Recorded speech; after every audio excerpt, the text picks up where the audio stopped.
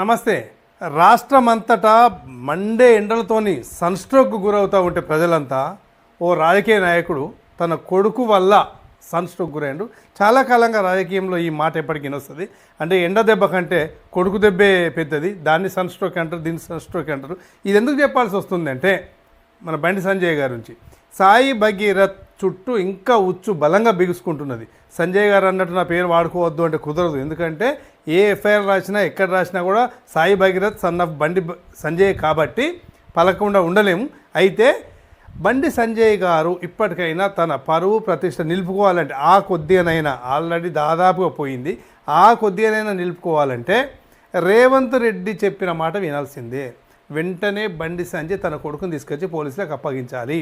ఎందుకు అంటే రాజకీయ నాయకుడు ఫస్ట్ ప్రజలకు జవాబుదారీగా ఉండాలి. తన కొడుకు తప్పు చేసినా, ఇంట్లో వాళ్ళు తప్పు చేసినా కూడా ఫస్ట్ నేరం నిరూపణ చేయండి అని చెప్పేసి పోలీస్ స్టేషన్కి వెళ్ళి కూర్చోవాలి.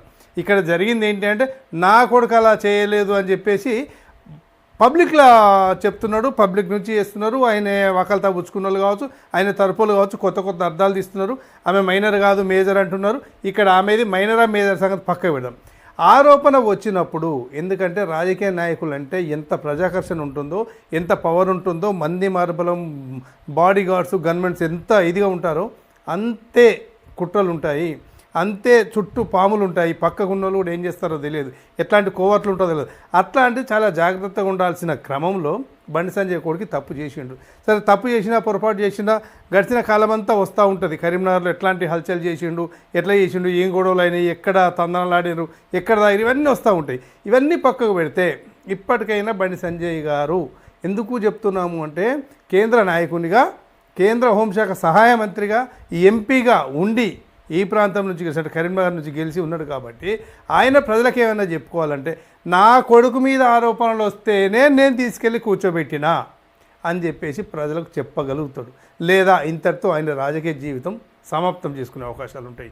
మళ్ళీ అందులో బండి సంజయ్ మా పార్టీ వాడు, ఆయన కొడుకు చేసిన దానికి సంజయ్కి సంబంధం లేదని ఆ పార్టీ అధ్యక్షుడు రామచంద్రరావు గారు అన్న మాటలు నిజంగా పబ్లిక్ అంతా చూస్తున్నారు, వింటున్నారు. ఏమంటున్నాడు ఆయన అంటే ఆయన కొడుకు కాదా అంటే పిల్లోడు చేస్తే తండ్రికి మాట రాదా? ఇదేనా సమాజానికి చెప్పేది?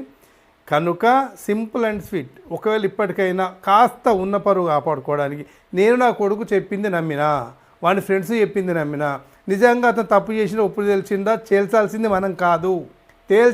మనం కాదు కోర్టులు, పోలీస్ స్టేషన్లు అని చెప్పి రాజ్యాంగ వ్యవస్థల మీద, న్యాయ వ్యవస్థ మీద, చట్ట వ్యవస్థ మీద నమ్మకం ఉంచి తీసుకెళ్ళి నిజ నిరూపణ చేయాల్సి ఉంది. ప్లస్ ఇంకొకటి, ఎఫ్ఐఆర్ అయింది కాబట్టి ఖచ్చితంగా అరెస్ట్ ఉంటుంది. ఇది తెలుసు. ఇవన్నీ తెలిసి కూడా ఇట్లాంటి చేయడం వల్ల ఇంకా ప్రజల్లో చులకనవుతున్నారు. Not only Bandi Sanjay, BJP, Bharatiya Janata party చులకనవుతుంది. ఇది ఆ పార్టీ పెద్దలు కూడా గమనించాలి. ఇంకొకటి ఏంటంటే ఇక్కడ రేవంత్ రెడ్డి బండి సంజయ్ దోస్తులు కాబట్టి అనేది కూడా ఎక్కువ పాపులర్ అయింది. చాలా మోదీ సభలో నవ్వుకుంటూ కూర్చున్నది కూడా మరీ ఓవర్గా ఇదైంది. సరే, ప్రత్యర్థి పార్టీలు ఉంటే మనం ముందే చెప్పుకున్నట్టు వాళ్ళు చేస్తూనే ఉంటారు. ఇక్కడ రేవంత్ రెడ్డి కూడా నిన్న ఒక మన మీడియా సమావేశంలో, ఒక మీడియా ఇంటర్వ్యూలో ఖచ్చితంగా బండి సంజయ్ గారు కొడుకుని తీసుకొచ్చి అప్పగించాల్సిందే అని పక్కా చేయాల్సిందే. అదే ఒకవేళ అట్లా చేస్తేనే కాస్త ఉన్న 5% 10% పరువు ఉన్నట్టు ఉంటుంది. అటు బీజేపీ పెద్దలు కూడా ఈ విషయం దృష్టి పెట్టి పారిపోకుండా, లుకౌట్ నోటీస్ ఇచ్చిన తర్వాత ఇంకెట్లయినా అరెస్ట్ చేస్తారు, తప్పదు.